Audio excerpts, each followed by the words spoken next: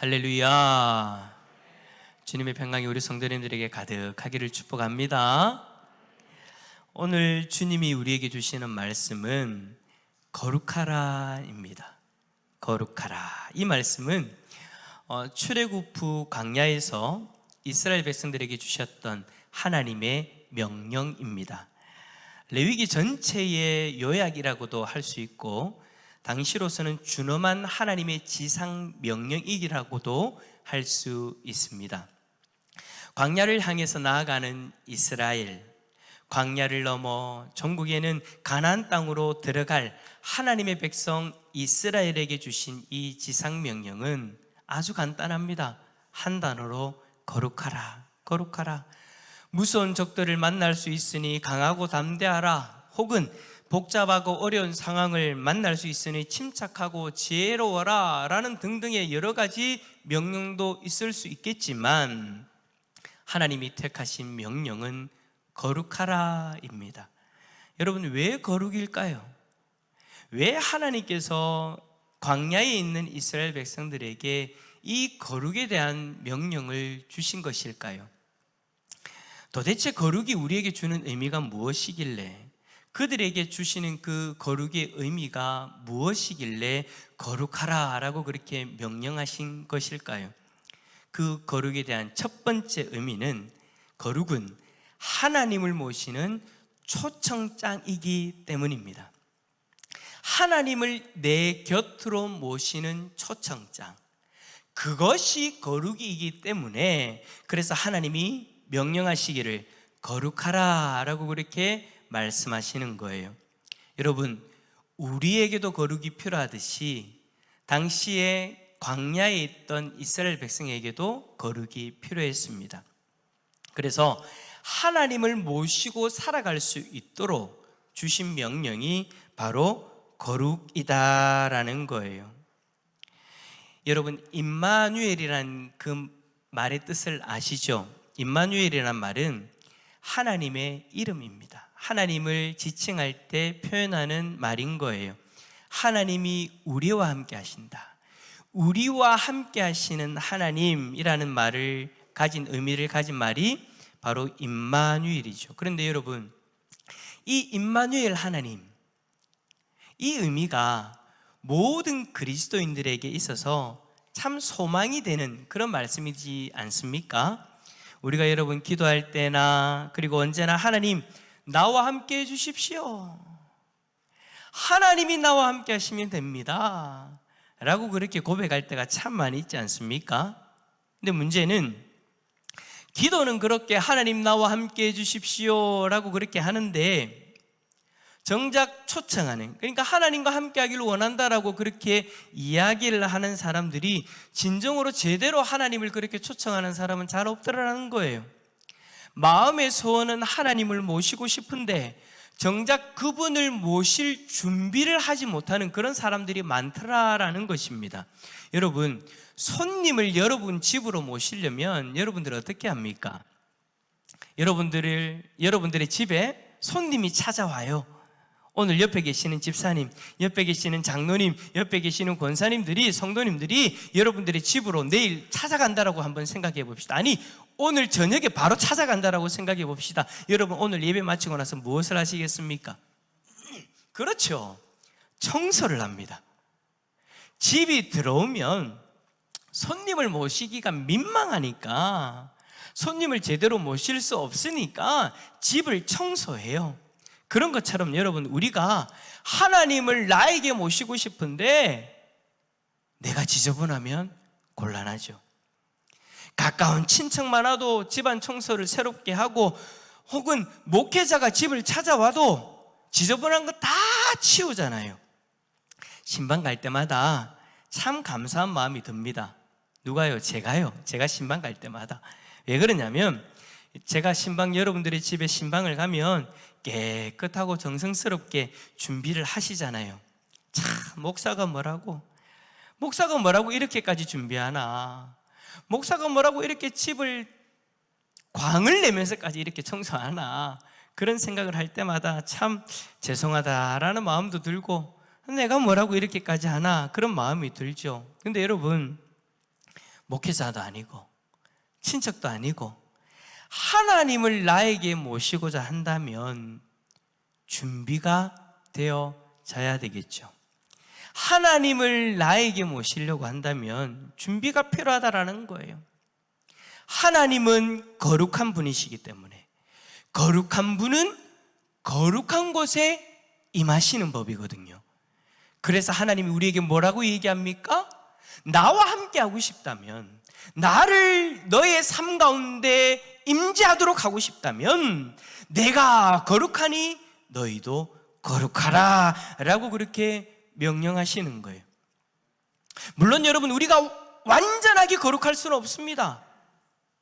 하나의 흠도 없이 온전하게 거룩한 것, 여러분 우리들의 삶 가운데는 불가능해요. 아무리 치우고 아무리 닦아도 우리의 마음은 부족합니다. 그러나 적어도 거룩을 향한 결심, 거룩을 향한 우리들의 삶의 최소한의 노력이라도 있어야 된다라는 거예요. 최선을 다해서 거룩한 삶을 살아가고자 하는 그러한 노력의 모습이 있어야 주님은 바로 그러한 사람을 보시고 동행하신다라는 것이죠. 여러분, 시내산 자락에서 하나님은 이스라엘 백성들로 하여금 옷을 빨게 하십니다. 그리고 몸을 씻게 하십니다. 뭐하게 하시는 거예요? 아이고 더러우니까 씻어. 아니에요 여러분. 하나님과 함께할 준비를 하라는 것이죠.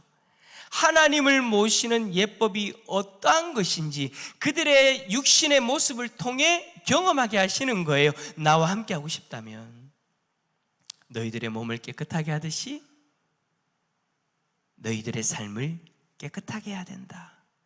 여러분 한번 생각해 보세요. 출애굽하면서 그렇게 힘들게 땀을 흘리면서 먼지를 맞으면서 그렇게 애써서 나왔잖아요. 홍해의 그 바다를 건널 때에도 여러분 묻었던 그 진흙이 얼마나 많이 있겠습니까? 광야를 지나면서 먼지가 다 묻어있는 그 옷 여러분 씻는다고, 물에 씻는다고 깨끗해지겠습니까? 아무 때가 다 없듯이 없는 그런 하얀 그런 모습으로 깨끗해질까요? 그때 당시에 퐁퐁이 있습니까? 요즘 그 세제 이름이 뭡니까 권사님? 자주 사용하시는 세제. 빨래를 안 하십니까? 하이타이! 장모님! 가만히 있으면 본전이라도 끝질 건데 하이타이는 옛날이에요 장모님. 따님이 고개를 젓고 있습니다. 옛날에는 하이타이 좋습니다. 옛날에 하이타이라도 있으면 얼마나 좋겠습니까? 요즘 쓰는 어떤 그런 세정제들이 있으면 얼마나 좋겠습니까? 근데 여러분, 당시에는 그냥 물에만 빠는 거예요. 물에 빤다라고 해서 그 더러워진 옷이 깨끗해질 수가 없죠. 자국이 다 남을 거예요. 누른 천으로 그냥 그렇게 있겠죠. 그냥 단순히 먼지를 정도 씻어내는 그 정도일 거예요. 그런데도 불구하고 하나님은 그렇게라도 하라고 하시는 거예요. 그리고 그렇게 자신을 물로 씻을 때 우리가 보기에는 하얗지는 않지만 우리가 할 수 있는 최선을 다해 그렇게 씻을 때 바로 그곳에 주님이 임하시는 거예요. 그래서 하나님은 그들에게 그들이 감당할 수 있는 그것을 명령하시는 거예요. 내가 거룩하니 너희도 거룩하라. 너희가 할 수 있는 최선의 거룩을 해봐라, 행해봐라. 그렇게 거룩한 모습이 되어졌을 때에 하나님을 모시는 초청장이 되어져서 하나님이 함께 하시는 복된 삶이 된다라는 것이죠. 사랑하는 성도 여러분, 하나님과 함께하는 준비를 잘 할 수 있기를 축복합니다. 그 준비는 다른 게 아니에요. 나 자신을 거룩하게 청소하는 거예요. 그러한 삶을 살아갈 수 있기를 축복합니다.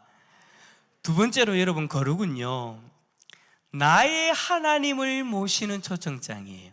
첫 번째는 하나님을 모시는 초청장이랬는데 두 번째는 뭐라고요? 나의 하나님. 그냥 하나님이 아니라 여러분의 하나님이라는 거예요. 나의 하나님. 여러분, 그냥 하나님과 나의 하나님은 글자 두 글자의 차이가 아닙니다. 하늘과 땅의 차이가 있다면 바로 이것을 두고 하는 말일 거예요. 그냥 하나님과 나의 하나님. 하나님이 나에게 가까이 오신다고 해서 여러분 그 하나님이 무조건 나의 하나님이 아니죠. 마태복음 25장 1절에 보면 그때의 천국은 마치 등을 들고 신랑을 맞으러 나간 열 처녀와 같다라고 그렇게 말씀하고 있습니다. 이 말씀은 열 처녀 비유의 시작이죠. 신랑이 왔어요. 열 처녀가 있는 곳으로 신랑이 왔어요. 그런데 여러분, 신랑이 왔다고 해서 다 같은 신랑이 아니죠. 누군가에게는 그냥 신랑이고요, 누군가에게는 나의 신랑인 거예요. 혼인잔치가 시작되어졌지만 같은 잔치가 아니에요. 누군가에게는 그냥 남의 잔치이고 누군가에게는 나의 잔치인 거예요. 하나님이 임하실 때에도 마찬가지로 누군가에게는 그냥 하나님 혹은 남의 하나님이지만 누군가에게는 나의 하나님이십니다. 저와 여러분에게는 하나님이 어떤 하나님이신가요? 남의 하나님입니까? 나의 하나님이십니까? 오늘 이 예배 자리에서 하나님의 임재를 사모하며 우리가 이 예배 자리에 있는데 그 하나님의 임재를 바라보는 여러분들의 마음에 하나님이 나의 하나님이십니까? 여러분의 하나님이십니까? 간절히 바라기는 나의 하나님이 될 수 있기를 축복합니다. 하나님은요, 자신을 그냥 하나님이라고 부르지 않으세요. 이야기하지 않으세요. 나는 너희의 하나님이라. 여러분, 이 말씀이 마치 이렇게 들리지 않습니까? 나는 너희의 하나님이고 싶다. 나는 너희에게 그냥 하나님이 아니라 무신들 중에 그냥 그렇고 그런 신이 아니라 바로 너희의 하나님이고 싶다. 남의 하나님이 아니라 너희의 하나님이고 싶다. 그래서 나는 너희에게 명령한다. 내가 거룩하니 너희도 거룩하라. 그냥 하나님은요, 별 의미가 없는 존재예요. 남의 신랑이 나에게 큰 의미가 없듯이 그냥 하나님은 나에게 의미가 없는 하나님이에요. 그분이 전능하신들, 그것이 나에게 무슨 의미가 있겠습니까? 그분이 모든 것을 꿰뚫어 보시는 전지한 눈을 가지셨다 한들 그게 나에게 무슨 의미가 있겠습니까? 남의 신랑이 올림픽에서 금메달을 딴들, 남의 신랑이 그 아내에게 다이아 반지를 선물한들 그게 나에게 여러분 무슨 의미가 있겠습니까? 남의 예수님이 십자가에 달려 죽으셨다면 그것은 여러분 별 의미가 없는 거예요. 그런 관계라면 이렇게 이야기했죠. 참 안 됐다. 십자가에 달려 죽으신 그 예수님이 남의 예수님이라면 그냥 안 됐다, 안쓰럽네, 왜 그렇게 죽노? 라고 이야기하겠죠. 남의 예수님이 무덤 문을 박차고 부활하셨다면 이야, 대단하네, 죽었다가 살아났다고 대단하네. 나와는 상관없는 이야기로 끝나버릴 거예요. 그러나 여러분, 그 예수님이 나의 예수님이라면 이야기는 달라지는 거예요. 그분이 나의 예수님이라면 그분의 십자가는 나를 위한 십자가가 되어집니다. 그분의 십자가는 나를 구원하는 십자가가 되어집니다. 그분이 나의 예수님이라면 그분의 부활은 참 대단한 애로 끝나는 것이 아니라 나를 위한 부활, 장차 나를 부활 생명으로 인도할 영광의 부활이 되어지는 거예요. 우리 하나님은 우리에게 그냥 하나님이 아니라 나의 하나님이 되시기를 원하십니다.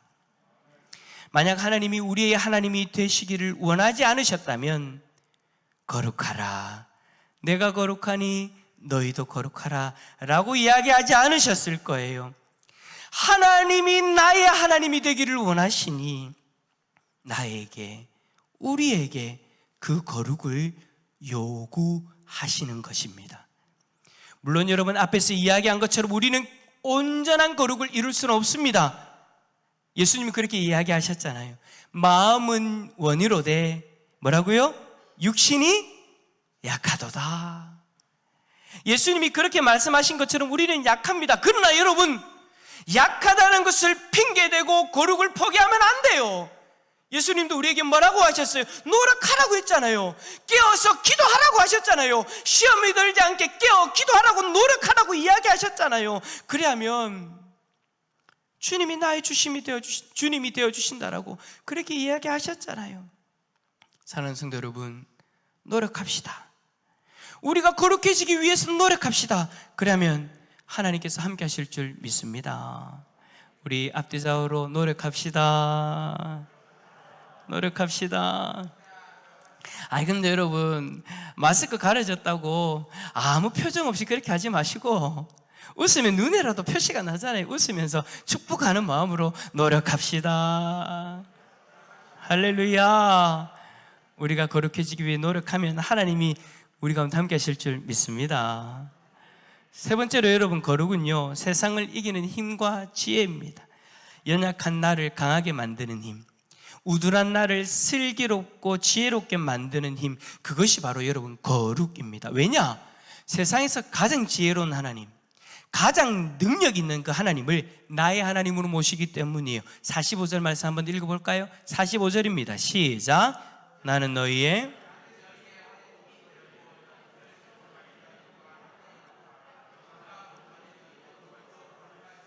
아멘. 자, 여러분, 이 말씀에서요, 우리 하나님이 뭐 하시냐면 힘 자랑을 좀 하십니다. 여러분, 하나님께서 이스라엘 백성들을 애굽 땅에서 이끌어내셨을 때 굉장했었죠. 하나님은 자신의 백성을 이끌어내실 때 놀라운 기적들을 얼마나 많이 행하셨습니까? 자신의 능력을 온 천하에 다 드러내셨어요. 그 벅찬 이야기, 그 일을 경험한 이스라엘 백성들에게 다시 한 번 더 그 벅찬 이야기를 하면서 서로가 추억에 잠기는 거예요. 그리고 하나님이 얼마나 대단한 분인지 깨닫게 하시는 거죠. 그러면서 이야기하시는 거예요. 내가 거룩하니 너희도 거룩하라.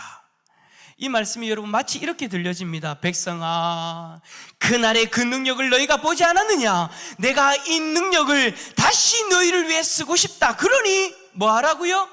거룩하라.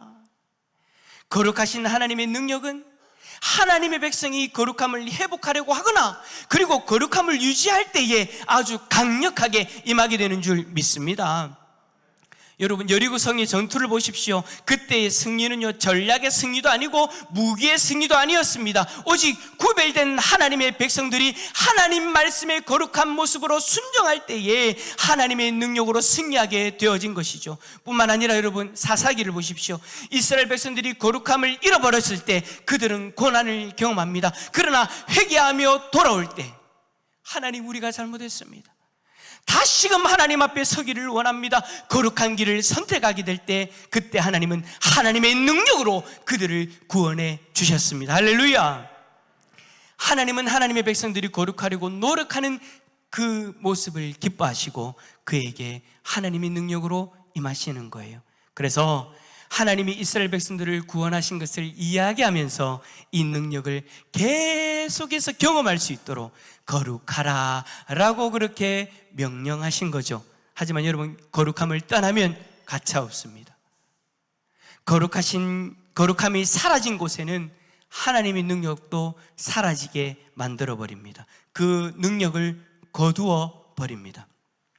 여리고에서의 그 승리의 기쁨이 채 가시지도 않은 며칠 뒤에 이스라엘은 어이없는 실패를 하지 않습니까? 여리고에 비하면 손쉬운 상대인 아이성에서 그들은 쓰라린 패배를 경험하게 되어집니다. 이유가 뭡니까? 거룩이 사라졌기 때문이에요.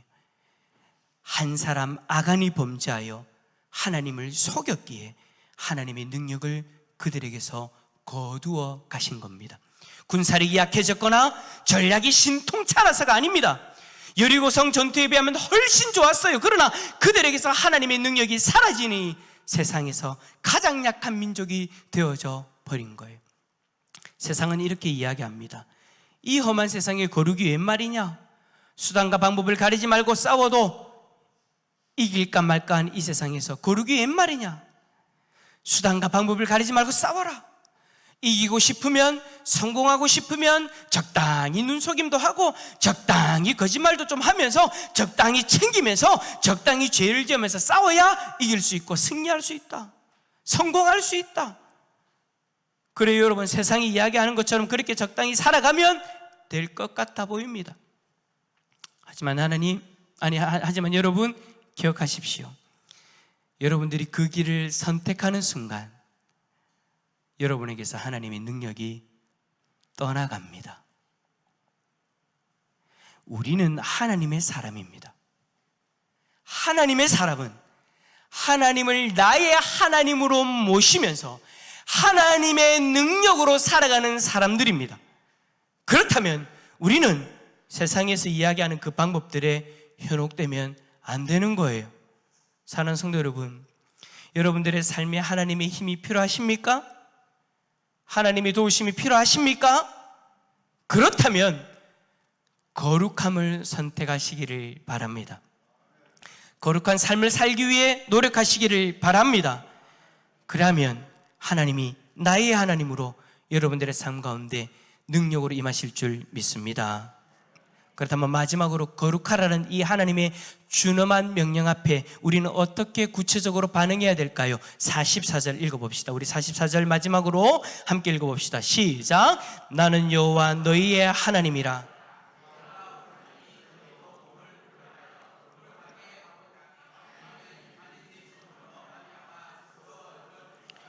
아멘. 여러분, 이 말씀을 우리 현대에 적용할 때에 음식 목록 자체를 그대로 적용할 필요는 없습니다. 다만 이 말씀에 담겨져 있는 정신을 발견하고 그대로 실천하면 되는 거예요. 요지는 이겁니다. 하나님 앞에 거룩하게 살기 위해서는 아무거나 받아들여서는 안 된다라는 거예요. 우리의 몸은 거룩한 하나님이 거하시는 집입니다. 그래서 아무거나 받아들여서는 안 된다라는 거예요. 거룩이라는 것이 뭐냐? 우리에게 들어오는 것에 대해서 분별하여 문을 닫는 겁니다. 우리는 우리의 입안에 들어오는 것을 분별하여 닫아야 됩니다. 우리의 몸을 상하게 하는 것이 있다면, 그것이 우리의 몸에 들어오려고 한다면 그것을 분별하고 닫을 수 있어야 됩니다. 그리고 때로는 우리의 눈도 닫아야 됩니다. 부정한 것을 보지 않도록 컴퓨터와 스마트폰에서 어떨 때는 우리는 눈을 감아야 합니다. 뿐만 아니라 우리의 귀를 닫아야 될 때도 있습니다.